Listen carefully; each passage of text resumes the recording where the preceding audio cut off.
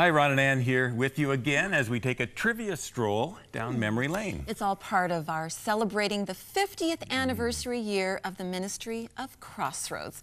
As you may have heard, it was June the 2nd, 1962, that our founder, David Mainse, first went on television with a weekly program called Crossroads. So leading up to that 50th anniversary day, Ann and I are having some fun with you once a week by reminiscing about the history of Crossroads. We hope you're having fun with it. While testing your knowledge of well-known or sometimes little-known trivia about this ministry. Well, over the years, Crossroads has been involved with many different productions to various languages, ethnicities, and generations. In fact, programming for young people has included shows such as The Warehouse, The Nerve, TQ, Kingdom Adventure, and God Rocks. It's been a lot. But many of you will remember the Crossroads children's show that started it all. Maybe you were a regular Saturday morning fan in the mid-70s of Circle Square. From the singing, the skits, the crafts, Dirk, the janitor, giving some wise life lessons, the Circle Square gang invited viewers to come together and let your light shine. I was going to sing it, but I thought I'd just sing. It's a catchy song, it really is. So, of course, our first question has to do with a member of that early Circle Square cast. Are you ready? Here it is. What prominent Canadian news personality made her television debut as a cast member on the Circle Square TV show? Was it Sandy Ronaldo, Lisa LaFlamme, Marcy Ian, or Anne-Marie Meadowick? Well, to give the answer, here is that prominent Canadian news anchor. Take a look. Who knew that that 10-year-old little girl with the pigtails on the show Circle Square, which was taped, of course, on Saturday mornings in the old studios on Huntley Street, would continue down that path and end up in national news? But here I am. Thank you so much for giving me my first television opportunity.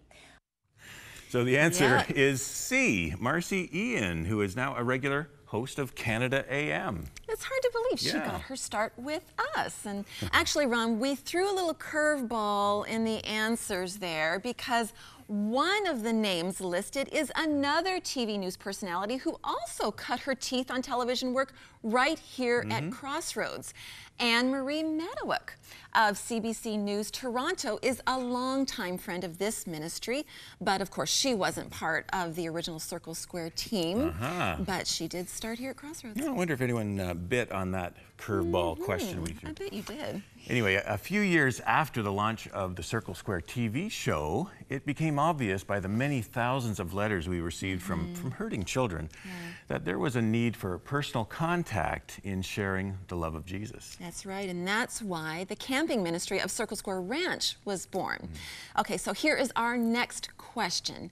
Near what town was the first Circle Square Ranch opened in the summer of 1978?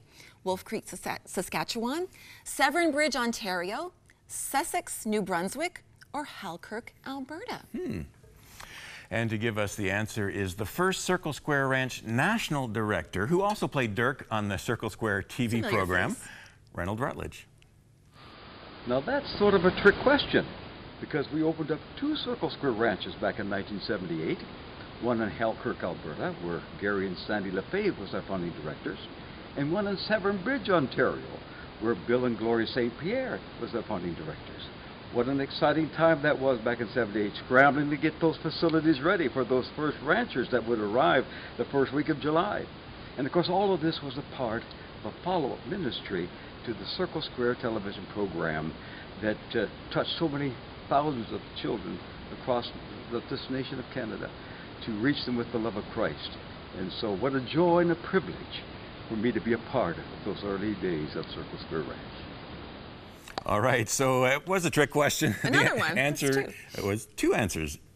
B, Severn Bridge, Ontario, and D, Halkirk, Alberta. And Reynold Rutledge still looks pretty good in that cowboy hat. In fact, it fits him especially now because he's living in Texas, actually, now. He is. He is. Eugene. And you've got a cowboy hat there, and I know that you know your way around a cowboy hat. Well, I used to mess around with the cowboy hats because I worked at the Circle Square Ranches on those early days. You know what? I was saving this, but yes, in 1978, that was the year that the ranches first got started. In fact, I happen to know that you were one of the very first staff members there.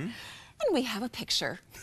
Are we ready? Oh, Well, there he is. And Reynold, my brother Reynold and I were out in Halkirk, Alberta. It's like Reynold could have used a hat for his hair that day. That very first summer, yes, he had a very full head of hair there. I covered mine up. He did, and so, but the hat, the cowboy hat. Yeah, you learn tricks and things like that through the years, and but He's here, still got it. Well, all right. Yeah, well, the Circle Square Ranches, Ron, they got their start way back in 1978, but they continue to go strongly, don't they? as you may know, as of last year, the Circle Square Ranch Ministry continues strongly in the capable hands of InterVarsity Christian Fellowship. 5 ranches transferred to them to add to their existing 5 pioneer camps, and it's soon time to register your kids or grandkids for this summer. So you want to connect with them at csranch.ca. And thank you so much for being with us. We'll do more trivia next week. Crossroads, a passion for God, a passion for people.